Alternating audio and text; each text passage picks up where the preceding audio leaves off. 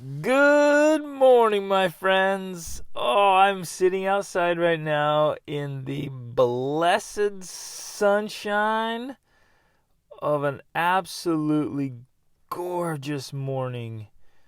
And I'm just so thrilled to be alive. Oh, and so thoughtful about living joyfully. It's been on my mind a lot. And the more I meet with wonderful people from all around the world, and the more you just experience life, and the older you get, as the years pass, and New Year's come, and birthdays come, and holidays come and go, and kids change and grow up, and life just passes. You guys have those moments where you just kind of stop, and you feel like an observer of life, and you just kind of can step aside mentally for a minute and just observe life happening. And when I do that, I just think, oh, I want everyone to be so happy, to be so joyful. In fact, I recently did a full video about being joyfully married, right? And just letting joy radiate through your life and allowing it to permeate who you are and how you live, and just to be your way of being, because it's possible. That's an option. That is an option, to live an absolutely joyful life, almost as though you walk in the sunshine even on cloudy, rainy days, like the light just passes through and just fills you. Or, in part, you become the light. You with me? Roll with me with that, on that metaphor for a minute. You become the light. And you are a generator of light and warmth and goodness. And you actually spread light to others, and you become a source of light and joy. Does this hit home? You feeling this? Oh man, I love this stuff. And I want to share a whole bunch of thoughts today that are just kind of piecing together from experiences I've been having, and thoughts I've been having, and quotes I've come across, and books I've been reading.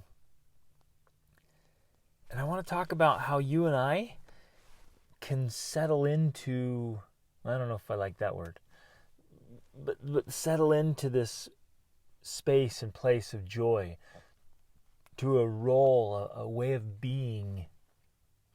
Maybe it's not settle in, it's climb into, right? Because there's this step of motion, of reaching, and we move into this place where our life is marked by joy. Deep joy. And it's interesting, so I've never really myself been strict about distinguishing between happiness and joy, and I've kind of used them. I can intermix them, but I know a lot of people out there. In fact, I've read entire books. The entire book was about the difference between happiness and joy. And people like to distinguish that happiness is a little more superficial, and you get happiness from, you set a goal and you achieve it and you're happy, and you get something you want and things are going well and you're happy. But most people say that joy is much deeper. Like, it just is deep in the soul. It's permeated there. You've handed yourself over, your whole being over to joy. You're just saturated, often because you have let go of the outer things. And we'll talk about that. So I might use the words happiness and joy a little bit intermixed here, but what I'm talking about is that deeper meaning. And I want all of you to have this. And wherever you are listening to this, some of you might be washing the dishes, some of you might be driving, some of you might be sitting in a quiet office space or at home or working out. But I want you, as you're doing your thing, I want you to go with me and almost kind of detach a little bit from your space. Not so much if you're driving. Be safe. Keep driving. Pay attention to the road. But I want you to. Are you with me here? I'm trying to describe this. I'm gonna try so hard to articulate this whole transformation piece, this inner morphing, like where something, we have this privilege to alter our paradigm, our reality, literally to alter ourselves and hand over our whole being into this space of light and joy and peace. I know this sounds really metaphysical, but I want you to roll with me, and even just consider, if it sounds kind of weird, just kind of roll with me and be like, okay, how can I allow pure joy to just permeate and saturate every part of my being? Oh, this is good. Okay, so let's dive in. How do we get to this point? And you'll meet people like this. It seems to be rare. It really does. It seems to be rare that there are some people who just live joyfully day in and day out, and you meet them and they just radiate joy. Have you met people like that? Oh, I love being around them. In fact, I loved it so much and was so drawn to it for so long that I wanted to be that person. And I literally remember thinking that. I want to be the person who lives in joy. And I remember meeting people all over the world that just radiated pure joy and happiness. And you know what was fascinating to me is that the common denominator was not circumstances. And it wasn't material things. It didn't depend on what country they had been born in. It didn't depend on what race or ethnicity or what gender. It did not depend on their economic or social status. It didn't depend on the condition of their houses or their bodies. Like none of those things that we often get caught up in thinking, oh, when I have that, then I'll be happier. And maybe that's where that is, that distinguishing piece between happiness and joy.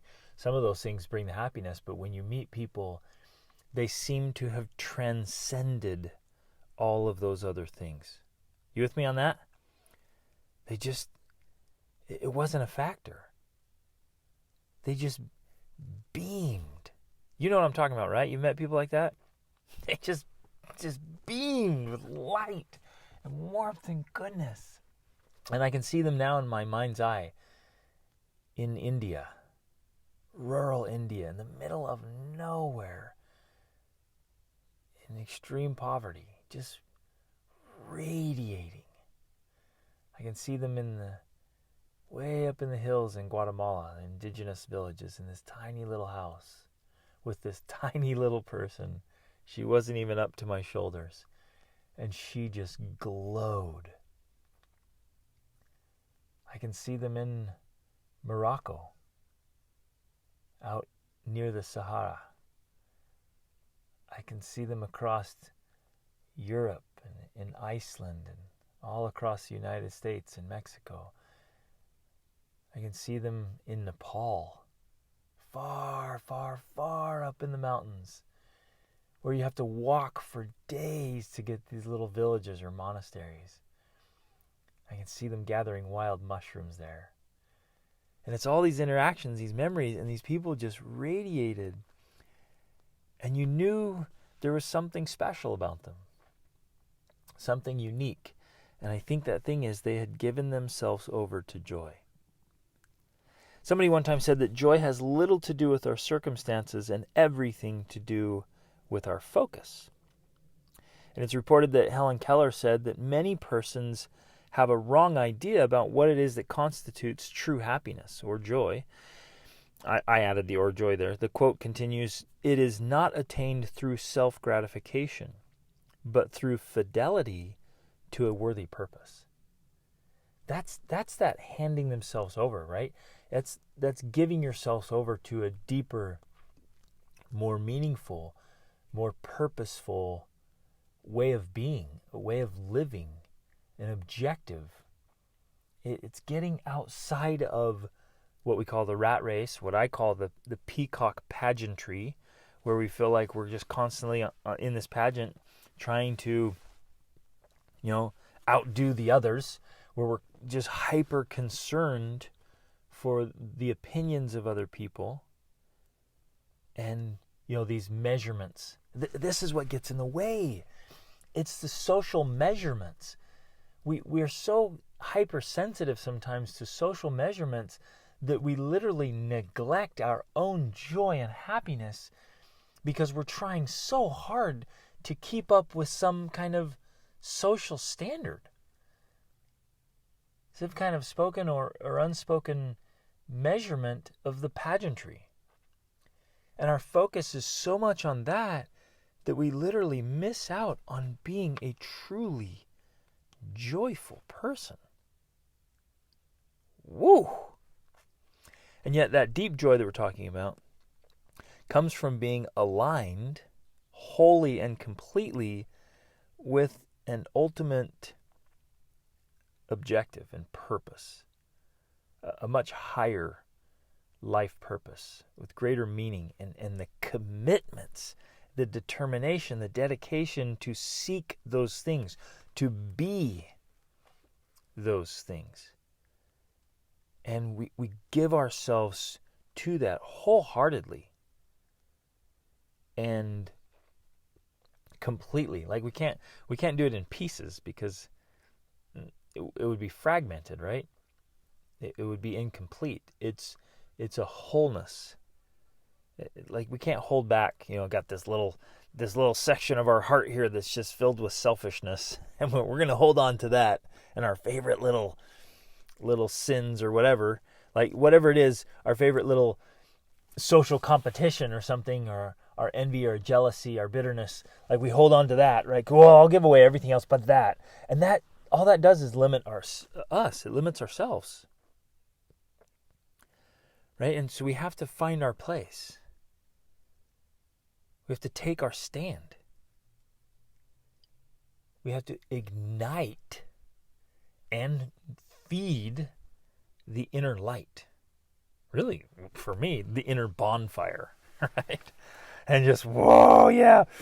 You're just filled with this radiating, permeating light. Are you with me? I hope you're with me here. I wish we were together, but are you feeling this? Like, you can live at that level. It's 100% possible. Most of you, I think, have experienced this. Some of you, I'm sure, live like this. And I live like this now. I pursued it. I wanted it so desperately. I lived for it. I transformed for it. I can wholeheartedly say I live with this joy day in and day out.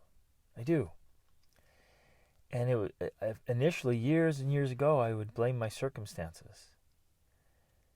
And I would blame, clearly my distractions and lack of focus and trying to somehow, quote, keep up with what others thought. And once I let go of all that, it didn't mean that I left society. It just meant that instead of, I transcended the measurements, right? So instead of just leaving society, abandoning it, being cynical or critical or mean, you just step away from it all and live independent of it. I loved how Wayne Dyer used to talk about it. He would talk about how he still would get invitations to tribal events. And he's like, but I don't go to tribal events. I'm not coming back. Like, I've left and I'm not coming back. And we can still live in society and be in there, but not get caught up in the tribal events, not get caught up in the little measurements, right? I'm not coming back to the pageantry. And people send their invitations and they'll make comments and they'll say little things like, oh, when are you going to do that? Oh, well, how are you doing in this? And how are your kids? Now, if we let that get to us, it actually disturbs our peace and joy and can actually rob us of our joy. But they can say what they want to say and do what they want to do, and we don't have to be bothered by it. We don't have to be cynical or critical or mean or even judgmental. And we can either tactfully say it out loud or in our minds just say, well, I don't participate in tribal events or in the pageantry. I stepped aside of that. Not that we're better. It's not a pride position. It's just it's a more grounded position. So what is it that's stopping most people? What's getting in the way? We've already talked about it a little bit of being hypersensitive to the opinions of other people, of trying to compete in the pageantry. But it's also allowing our minds and our feelings to be caught up in things that are so distracting and hypersensitive and painful. It's almost like if you had just a terrible itching rash on, let's say, just say on the back of your neck, and it's just raging, right? I think I told the stories, you guys. This was several months ago when I led a backpacking trip, and I ended up getting some like poison ivy or poison oak or something on my forearms. Oh man, there were moments that itch was so irritating, so excruciating. I couldn't focus on anything else. I couldn't think about anything else. I couldn't feel anything else. It was an all-consuming itch. I don't know if you've had something like that before. And I want to just claw my forearms to try to alleviate it, which I knew was futile because it didn't alleviate anything. I actually had to go get prescription level cream and steroids to stop this thing. It was out of control. But I think that's a great example. You've got this itch that is so all-consuming. There's no way I could have sat and had a thoughtful moment with a book or a meaningful and deep conversation where we're really present and focused on what's happening, because the itch was all-consuming.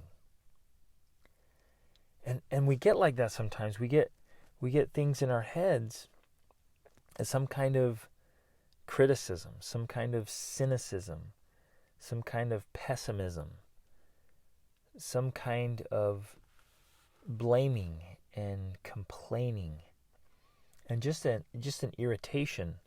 You guys know what I'm talking about, right? You've probably all experienced this. Some kind of irritation. It just gets in your head, and now it drowns out everything else. It's like this background noise that drowns out. You're kind of there, but not there. You can't really hear what's being said because there's so much background noise. It's that. And sometimes it's victimism, and sometimes it's just frustration. You're just bothered. As I've asked people around the world, I'll go present or speak or do workshops, and I'll often ask, what is your predominant emotion? What's the thing you feel most of the time? It's been interesting to get people's answers. Many people say, I hadn't ever thought about it before, but as I think about it now, I think the thing I feel most of the time is frustrated or bothered or disappointed, wishing things were different, that other people would be doing this, or that I should be doing this, or that the world were different. And so it creates this background noise that drowns other things out. And I want to make the point today that it crowds out this deep permeating joy. Sometimes for a lot of people, and this was a big deal, and I see this more and more every week as I'm working with wonderful people, the thing that's causing so much background noise, or the itch that's so all-consuming, is often fear or insecurity. Let that one sink in for a minute. Our fears are all-consuming, and our insecurities. And in fact, just this week, I had multiple coaching sessions with people who had fears or insecurities, or both. And the insecurity, both of those, they're both perfect examples of that, because it creates so much irritation. It's like that itch. And so we can't settle into this permeated joy that's so settled and so centered and so grounded and so beautiful and peaceful, and like sitting in this morning sunshine right now. And maybe it's just fleeting glances or moments where you're like, oh, that was so nice. Come back, help, right? And we get lost of it in the circumstances or even the thoughts or emotions of it. But the people who are just, those rare souls, and you can all do this, every one of you. In fact, everyone listening to this, please, I want to encourage you, inspire you, give you the tools and resources, motivate you, give you the hope that you become one of those rare souls that live in joy. And I'm saying that purposely, that we live in joy. It's like living in the city of joy, in the state of mind. But those people, they are radiating and feeding that bonfire of light and warmth and wonder with gratitude, with delight. That they find just real happiness and awe and wonder and beauty in small things that just, we're delighted. We literally are just find so much. We almost get giddy over beautiful things, even simple things. And we radiate and live with kindness and generosity, right? And you contrast that with our insecurities, with our fears, with our anxieties, with our pessimism and our depressing thoughts. And it robs us of our joy. And so we one of the ways to step into that is to stop worrying and fretting and complaining.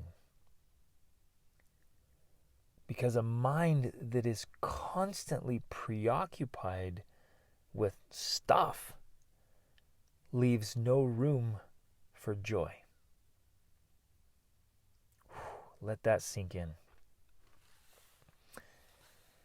And so we need to give ourselves over, allow ourselves to be consumed by the light and the warmth of joy, by a deep and loving commitment. Almost like when you're getting married, right? And you give your whole self over to your spouse. And what happens is, and what I want to encourage all of us to do here, is to be always involved in this gradual making of ourselves or remaking of ourselves. Because our whole being is alterable. It's changeable. Our mind is, our emotion, the spirit of us, who we are, and we can alter that. And we do it, you always hear me talking about training, right? It's always about the training. Day in and day out, it's about the training. And it's the little things. Every action leads to it. Every thought leads to it. Every word, every feeling, even if it's just a little bit, is making us. It's shaping us. And the more we give over to that itch that's all-consuming, or the background noise that's drowning out the rest, it's the gradual making of an unhappy soul. And we've met people like that. In fact, we've probably all felt that, right? And we've met people that way who even after a lifetime are just filled with bitterness and remorse, and they're just constantly complaining, and it's almost like they're incapable of real happiness and joy. And then you meet others who've gone through really hard situations as well. Because we might be tempted to think, oh, well, maybe they had a really hard life, and the people who are joyful, it's because everything's going well. It's not true. And as you meet these people, and as I have, you see that those who are just immensely filled with joy, they actually are tackling some gigantic problems. And sometimes they've chosen to take on this huge problem in an effort to help with some great wrong. They'll actually step into a role reluctantly because they don't want to do it. They don't want to be there. But they'll step into a role that they know will bless other people's lives. They give themselves over to a cause. that they know is going to bring some relief. And it might be to the planet, it might be to animals, it might be to people. But they're all in.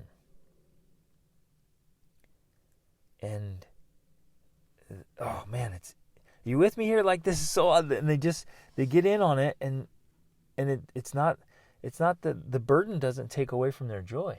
In fact, very often the burden actually adds to their joy, which is ironic, and it's a contrast. Many people who we're just constantly seeking ease and comfort. Our society is very set up like that, and we're like, man, we just want to avoid any discomforts. We want to avoid any inconveniences. We want to avoid like anything that just is going to rub me wrong here, or be difficult or challenging or frustrating. I just want to remove those things from my life. And we think that will bring us happiness and joy, but it's not true. A life of ease and comfort won't bring us the happiness and the growth we seek. And it definitely won't bring us the true joy. Because we have to be engaged in a worthy cause. Right? Like Helen Keller said. And the life of ease, it actually starts to eat at us from the inside out. Because we're doing less than we are capable of doing. And anytime we do that, can I just pound this home right now? Really emphasize this powerfully and deeply. Anytime that you and I are living below what we are capable of, it robs us of our joy and our growth and our fulfillment and our meaning, and it just undermines our self-esteem and our self-worth and our self-confidence. It's like this virus on the inside that just kills us little by little anytime we're living below our potential. Whoa, let that hit home. And so our occupation and preoccupation ought to be in the bigger things. What's in the Bible says the weightier matters.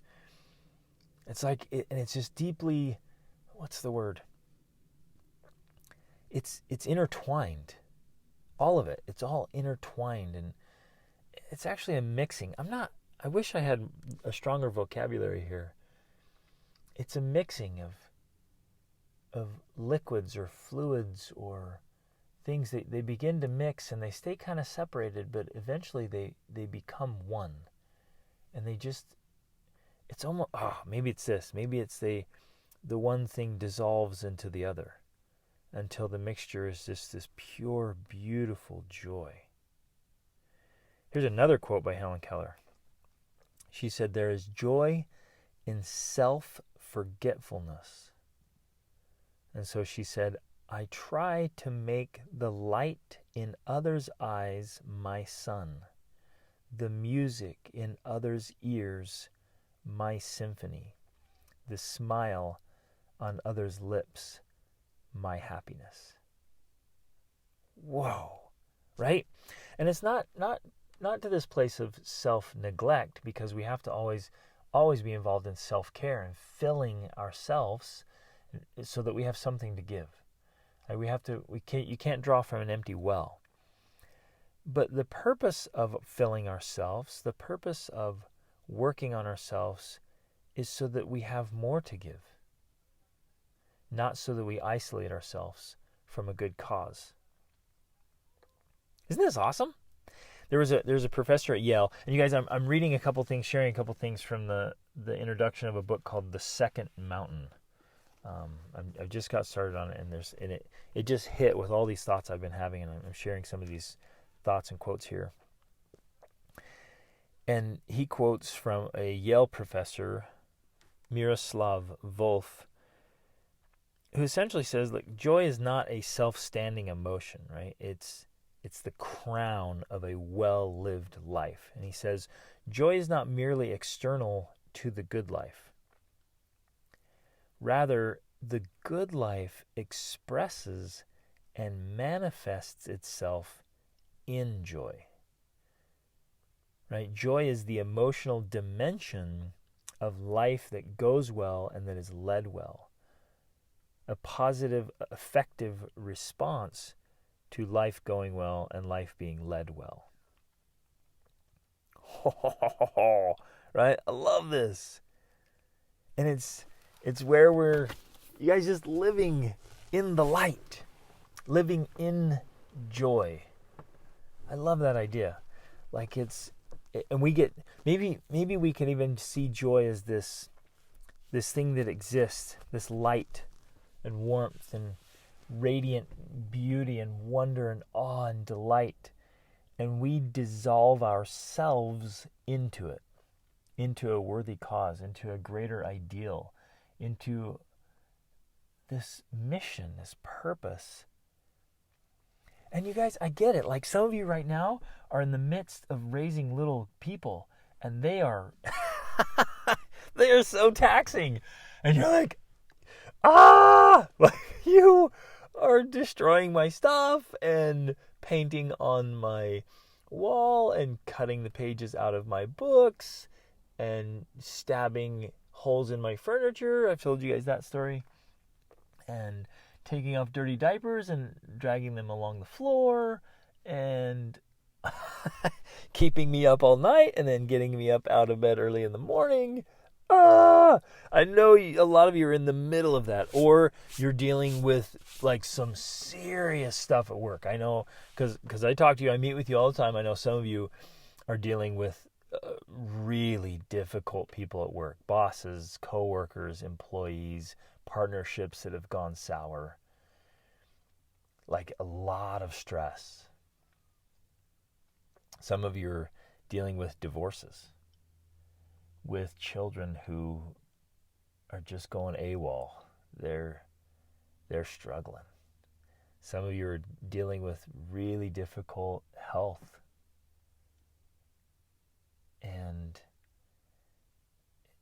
situations that seem hopeless. Some of you have lost loved ones. You're wrestling with some big, heavy stuff. And maybe even while listening to this, you've been sitting there thinking, yeah, but how? How in this situation, this circumstance? And I want to empathize with you and share my love for you and my understanding, and I want to honor and praise you. And if you're going through some crazy hard times right now, you have all of our love collectively. I know that all the people listening to this will share that same love and thought and prayers and hope that you can get through this. But I also, even in the midst of all of that, I just want to say that we can dissolve ourselves into joy and live in joy and have a deeper, higher purpose for all we're doing. So we may not even necessarily change what we're doing at the moment because we still have demands, we still have needs, we still have things we need to take care of. But I'm confident, and I've experienced it myself and helped others do the same, that I'm confident that we can alter the way we do those things.